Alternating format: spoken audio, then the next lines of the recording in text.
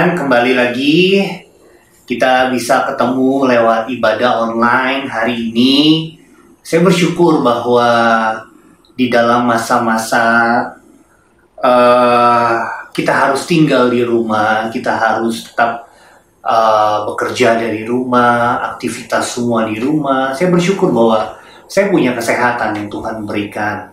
Selama 1,5 bulan kurang lebih saya di rumah, saya tetap sehat. Dan terlebih lagi saya melihat bahwa campur tangan Tuhan di dalam kehidupan saya, kehidupan keluarga saya. Kami punya banyak hal yang gak masuk di akal. Tuhan berikan sesuatu yang baru, sesuatu yang baru, di mana kami hampir gak bisa mengeluh tentang keadaan ini, tetapi kami hanya ingin bersyukur dan bersyukur. Saya percaya bahwa apa yang saya alami di dalam rumah tangga saya ini juga menjadi bagian dari ucapan-ucapan syukur dari setiap kita yang mendengarkan firman Tuhan hari ini. Teman-teman, saya mau bicara sedikit hari ini tentang ketakutan. Ketakutan. Steve, jangan horor gitu dong. Masa bicaranya tentang ketakutan? Enggak horor. Satu cerita lucu waktu saya masih sekolah. Saya sekolah waktu SMA, saya tinggal di Bogor. Saya tinggal di Bogor itu sama saudara saya. Kami tinggal di daerah yang namanya Cipaku Lama.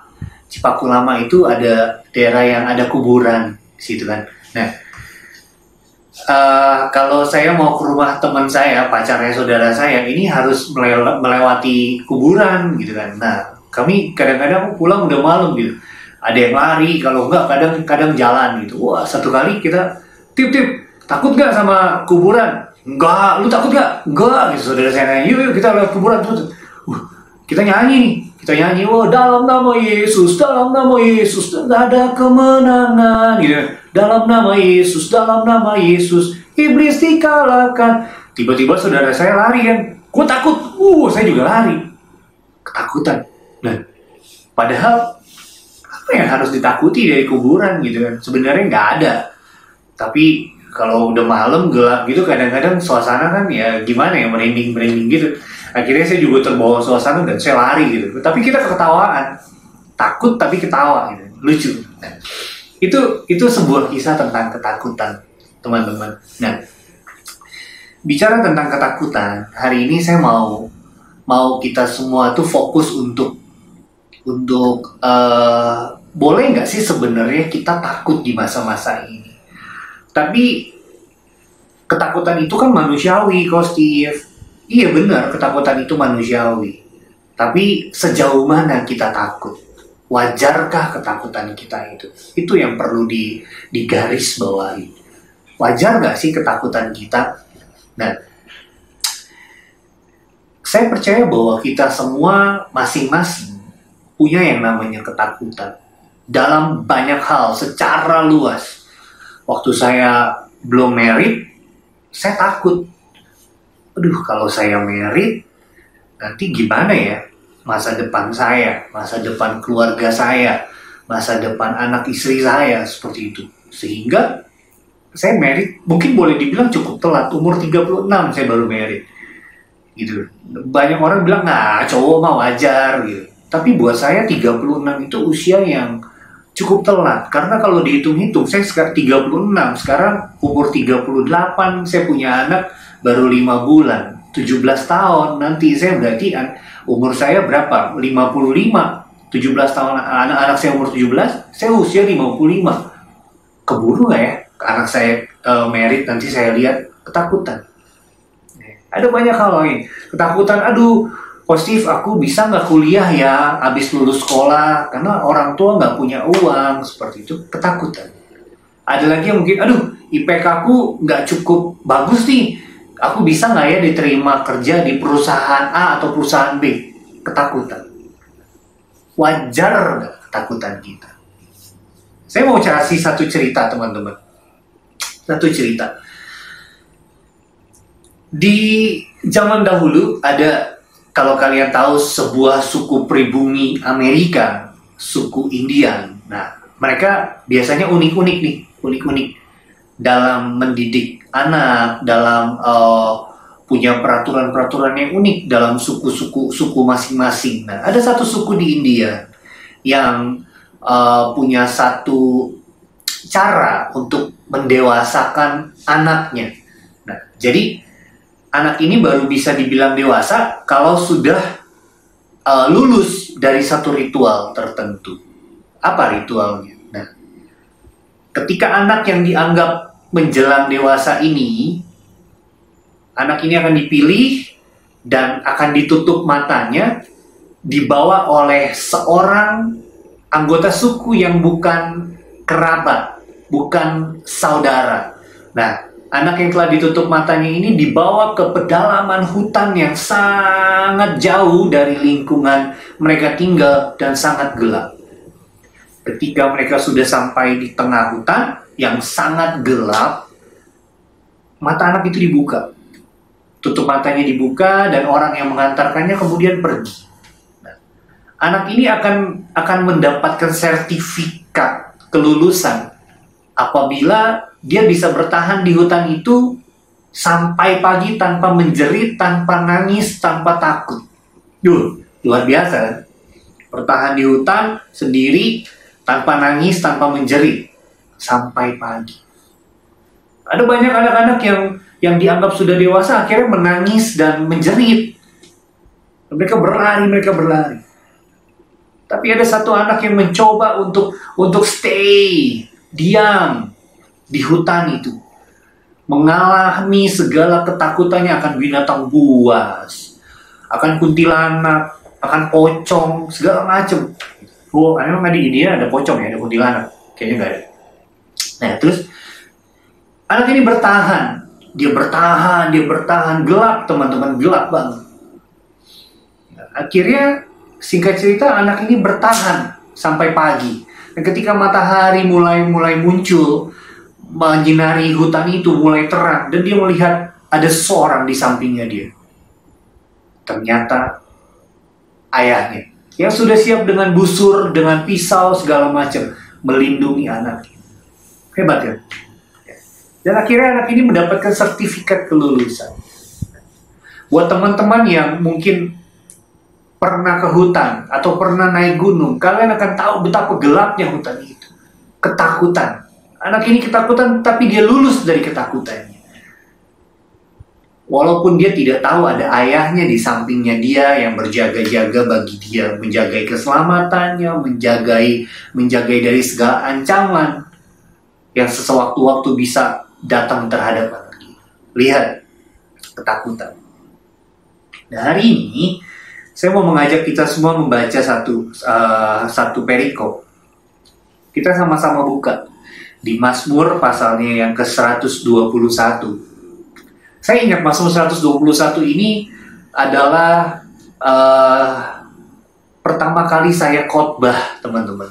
Pertama kali dulu waktu tahun 1997, waktu saya mulai masuk SMA, saya ikut satu pelajaran Alkitab namanya LKTI, Lembaga Kursus Tertulis Indonesia di Bogor. Nah, kami belajar bagaimana berkhotbah segala macam. Nah, Mazmur 121 ini adalah kitab pertama, ayat pertama yang saya bikin khotbah. Dan hari ini saya mau kembali untuk membagi kepada kita semua. Apa sih isinya dari Mazmur 121 ini? Kita baca sama-sama ya. Judul perikopnya ini adalah Tuhan Penjaga Israel. Nyanyian ziarah. Aku melayangkan mataku ke gunung-gunung, dari manakah akan datang pertolonganku? Pertolonganku ialah dari Tuhan yang menjadikan langit dan bumi. Ia takkan membiarkan kakimu goyah, penjagamu tidak akan terlelap. Sesungguhnya tidak terlelap dan tidak tertidur penjaga Israel. Tuhanlah penjagamu, Tuhanlah naunganmu di sebelah tangan kananmu. Matahari tidak menyakiti engkau pada waktu siang atau bulan pada waktu malam. Tuhan akan menjaga engkau terhadap segala kecelakaan. Ia akan menjaga nyawamu. Tuhan akan menjaga keluar masukmu dari sekarang sampai selama-lamanya. Amin. Teman-teman, Mazmur 121 ini enak banget dibacanya. Kayak kalau tadi di ayatnya yang keempat, sesungguhnya tidak terlelap dan tidak tertidur penjaga Israel, ini keren banget gitu kan. Nah, kalau secara susunan, saya mau bicara tentang susunan Mazmur 121. Ada dua hal yang saya mau bagikan di sini. Nah, pasal Mazmur 121 ayat 1 dan ayat 2 ini berbicara tentang pernyataan iman. Nah, ayat ketiga, 4, 5, 6 ini adalah bicara tentang apa ya? Saya mau bilangnya, kalau 1, 2 itu pernyataan, 7, 8 juga pernyataan, ayat 3, 4, 5, 6 itu adalah ayat-ayat bicara tentang pujian-pujian kepada Tuhan. Nah, jadi ada dua bagian di dalam Mazmur 121 ini. Yang pertama adalah pujian, yang kedua adalah pernyataan. Nah, teman-teman, apa sih hubungannya sama ketakutan yang tadi saya bicarakan? Saya udah ceritain dari pertama. Ketakutan, setiap orang punya ketakutannya masing-masing. Setiap orang punya bayangan gelapnya masing-masing. Takut akan masa depan dan segala macam yang tadi kita udah bicarakan. Nah, bagaimana respon kita seharusnya di dalam ketakutan kita? Nah, saya mengambilnya dari Mazmur 121. Yang pertama adalah pujian, yang kedua adalah pernyataan. Hubungannya apa ke Steve? Oke, gini. Tadi di Mazmur 121 ini, di bawah perikop Tuhan penjaga Israel, ada sedikit subtema nyanyian ziarah. Iya, itu apa sih nyanyian ziarah gitu kan? Nah, orang Israel ini dulu, atau mungkin masih sampai sekarang, mereka punya satu tradisi atau cara sembahyang mereka itu punya kiblat. Dan sama, saudara Muslim kita kan punya kiblat. Kalau mereka sembahyang, mereka menghadap ke arah Ka'bah. Nah, sama, orang-orang Israel, orang-orang Yahudi itu ketika mereka beribadah, mereka itu harus ke Yerusalem. Nah, Yerusalem ini satu kota yang merupakan kiblat dari ibadah mereka. Jadi dalam satu tahun kalender ini biasanya orang-orang Israel, orang-orang Yahudi itu punya tiga hari raya besar. Nah, mereka di dalam 3 hari raya besar ini biasanya mereka pergi untuk ke Yerusalem. Mereka mau menyembah Allah mereka membawa korban segala macam. Nah, dikatakan ini nyanyian ziarah. Aku melayangkan mataku ke gunung-gunung, dari manakah akan datang pertolonganku. Nah, teman-teman pernah nonton film silat nggak? Film-film kungfu gitu. Wah, film kungfu itu kan biasanya kan ada gunung-gunung. Di China itu kan banyak-banyak gunung. Nah, biasanya terus ada orang yang lewat di bawah bukit, ada yang naik kuda, ada yang rombongan segala macam. Nah, bisa bayangkan kalian ada di posisi mereka, dan di gunung ini kadang ada bandit, kadang ada longsor, kadang ada segala macam. Kadang ada binatang buas segala macam. Nah, ini yang mau ditunjukkan sama pemazmur. Kalau saya boleh membawa kalian ke dalam bayangan kita seperti mereka. Mungkin orang-orang Israel yang ke arah Yerusalem pada waktu itu kan masih nggak secanggih sekarang, dan kota-kotanya mungkin juga nggak sebagus sekarang gitu loh. Nah, mungkin mereka takut dengan yang namanya musuh-musuh di sekitar mereka. Ketika mereka mau berjalan menuju Yerusalem, mungkin mereka masih takut dengan adanya binatang buas segala macam. Mungkin mereka takut diserang, mungkin mereka takut disergap, mungkin mereka takut adanya longsor, mungkin mereka takut dan segala macam. Dan pemazmur bilang, Tuhan, aku melayangkan mataku ke gunung-gunung. Dia mencoba untuk melihat ke bukit Sion, ke arah Yerusalem, ke gunung-gunung. Dia mau lihat, ini siapa yang akan menjagai aku, yang akan menolong aku, kata pemazmur. Dan dia bilang ayat 2-nya, pertolonganku ialah dari Tuhan yang menjadikan langit dan bumi. Wah, di dalam ketakutannya di dalam ketakutannya dia menyatakan, no, Tuhan, ada Tuhan, dia bilang. Pertama, pernyataan iman. Di dalam ketakutan kita seharusnya memberikan pernyataan kepada Tuhan. Tuhan yang menolong aku. Tuhan yang menjagai aku. Kalau beberapa tahun yang lalu aku punya kesulitan dan aku berhasil lalui kesulitan itu karena Tuhan, aku percaya kesulitan yang ini pun akan aku lalui bersama dengan Tuhan. Pernyataan, teman-teman.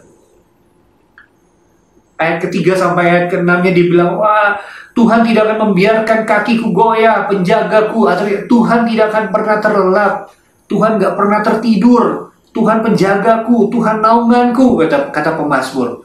Matahari tidak akan menyakiti aku pada waktu siang, atau bulan pada waktu malam. Wow, keren. Keren. Ayat 3 sampai ayat 6 itu ungkapan-ungkapan pujian kepada Tuhan. Wah, Tuhan itu keren, Tuhan itu dahsyat, Tuhan bla bla bla segala macam. Apa yang bisa mulut kita naikkan di hadapan Tuhan? Itu seharusnya kita bawa di hadapan Tuhan di dalam ketakutan-ketakutan kita. Dan ditutup di ayat ke-7 dan ayat ke-8. Tuhan akan menjaga engkau terhadap kecelakaan. Ia akan menjaga nyawamu. Tuhan akan menjaga keluar masukmu dari sekarang sampai selama-lamanya. Luar biasa. Gimana sih caranya kita mengatasi ketakutan dan ketakutan kita? Yang pertama, ada pernyataan iman terhadap Tuhan. Yang kedua, ada pujian yang kita naikkan. Nah, teman-teman, saya mengajak kita semua untuk hayu. Ketika kita punya ketakutan terhadap sesuatu, ketika kita punya ketakutan terhadap banyak hal, datang di hadapan Tuhan. Katakan, Tuhan yang sama yang telah menolongku, itu juga Tuhan yang sama yang pasti akan menolongku. Naikkan pujian dari hati kita, naikkan pujian dari mulut kita, karena Tuhan senang dipuji dan Tuhan senang disembah, teman-teman. Naikkan pujian dan nyatakan iman, nyatakan iman, nyatakan iman kalian. Dan saya percaya bahwa ketika kita membawa segala kekhawatiran kita, ketika kita membawa semua ketakutan kita, Tuhan menolong kita. Dan itu pasti. Itu pasti. Tuhan tidak pernah terlambat dan Tuhan tidak pernah terlalu cepat. Tuhan tidak pernah tertidur ketika mengawasi kita. Satu cerita, teman-teman. Di era komunis, pertama kali masuk ke Korea, komunis itu melakukan hal yang luar biasa. Ya, namanya komunis, gak percaya sama Tuhan. Mereka membantai orang-orang Kristen. Ada sekitar 500 pendeta dibantai. 2.000 gereja dibakar. Nah, tetapi masih ada banyak pendeta yang mencoba lari dari kenyataan yang ada. Namun hanya ada satu orang pendeta yang tetap bertahan di dalam pelayanan, dalam iman. Dia mencoba untuk lari ke gunung pada waktu siang. Dia bersembunyi di goa. Dan ketika malam dia mencoba untuk ke rumah jemaatnya. Ketika dia tahu ada jemaat yang masih stay, yang masih tinggal, yang masih bertahan dalam imannya, dia akan ke rumah itu jemaat. Mereka berdoa bareng. Satu hari ketika mulai masuk musim dingin, ada badai salju yang terjadi. Pendeta ini ketika keluar dari goanya untuk menuju ke desa, ke tempat jemaat yang masih ada, pendeta ini kehilangan arah. Pendeta ini kehilangan penglihatan karena badai begitu kencang. Sehingga dia tersesat, dia ke arah kanan tersesat, ke arah kiri tersesat, dia nggak tahu harus kemana. Nah, di dalam dinginnya malam, salju, dia hanya berlutut dan dia berdoa, Tuhan, Engkau penolongku, aku nggak tahu kemana kakiku harus melangkah, dan aku terlalu lelah untuk melangkahkan kaki, kata pendeta. Kemudian dia duduk, dia bilang, saya hanya ingin duduk, dan mungkin saya hanya ingin tidur, Tuhan. Saya tahu Tuhan yang menjagai saya. Saya tahu Tuhan yang melindungi saya. Saya tahu Tuhan tidak akan membiarkan saya celaka. Di dalam lelahnya, pendeta ini kemudian tertidur. Keesokan hari, dia bangun. Kalian tahu apa yang terjadi? Di samping dia, ada satu harimau besar yang menghangatkan badan si pendeta ini, yang menghangatkan tubuh pendeta ini dari dinginnya malam. Harimau ini seperti kucing yang sangat jinak. Dan dia bersyukur, Tuhan terima kasih. Teman-teman, ketika saya ceritakan tentang sosok pendeta ini,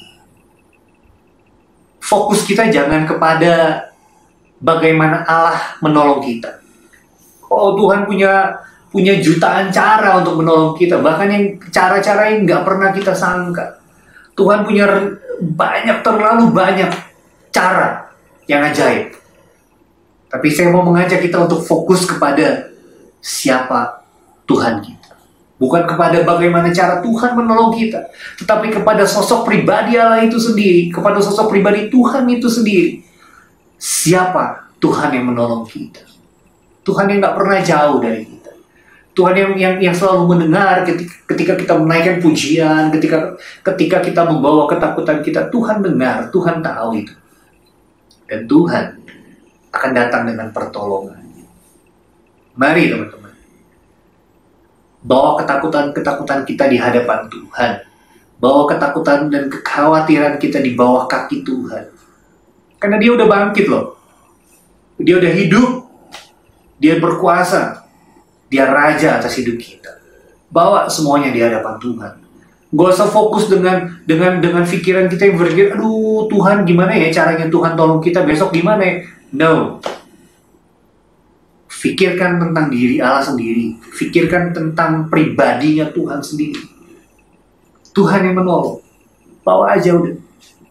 Tugas kita itu hanya membawa ketakutan kita. Dan Tuhan yang akan menolong kita dengan berbagai macam cara yang Tuhan bisa lakukan. Amin. Saya berharap kita semua diberkati hari ini. Saya berharap kita bisa fokus dengan pribadinya Tuhan, bukan fokus dengan ketakutan kita. Dua cara tadi saya sudah katakan. Nyatakan iman saudara, nyatakan iman teman-teman semua. Dan biar hati kita dan mulut kita memuji Tuhan, karena disitulah letaknya kebebasan kita. Tuhan Yesus memberkati. Dan saya akan coba untuk main satu lagu, teman-teman. Lagu ini beberapa hari ini hampir setiap hari saya mainin. Saya suka banget lagu ini. Lagu ini simple. Teman-teman yang bisa nyanyi, ayo nyanyi sama-sama.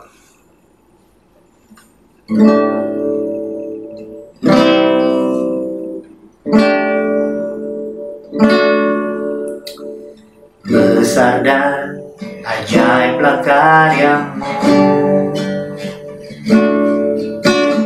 adil dan tata jalanmu,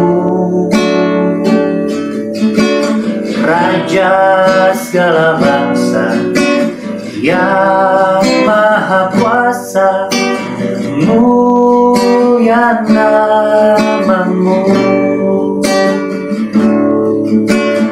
Besar dan ajaiblah karyamu,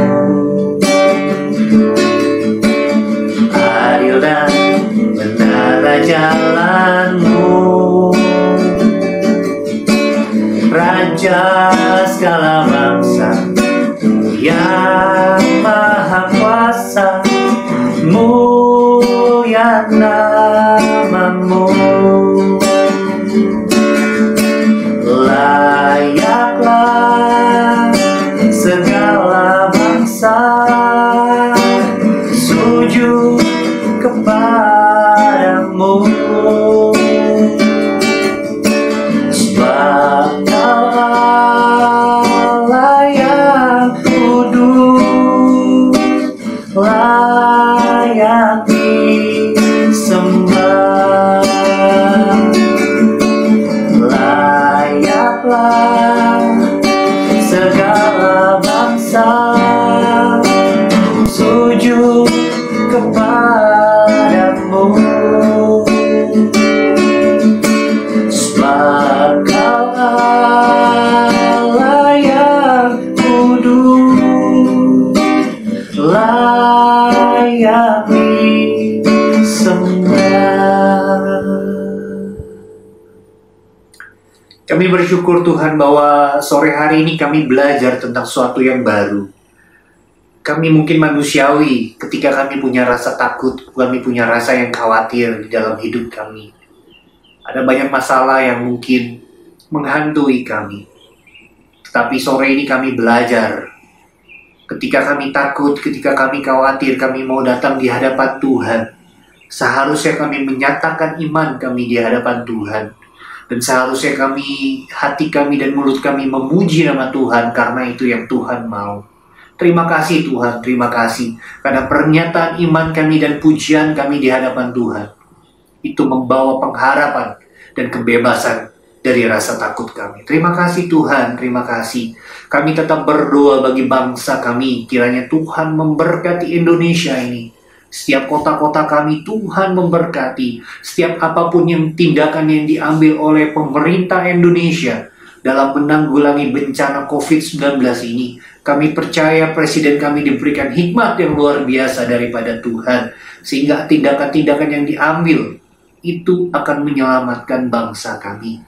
Terima kasih juga untuk gereja kami, untuk Bapak Abraham Konrad sebagai gembala sidang kami. Tuhan memberkati beliau di dalam setiap program yang beliau adakan bagi gereja kami di tengah wabah ini Tuhan. Kami bersyukur karena gereja kami masih peduli terhadap hidup kami. Terima kasih Tuhan, kiranya tangan Tuhan terus menyertai hidup kami dan setiap anak-anak Tuhan yang mendengarkan firman Tuhan hari ini. Tuhan berikan kelepasan dan kebebasan.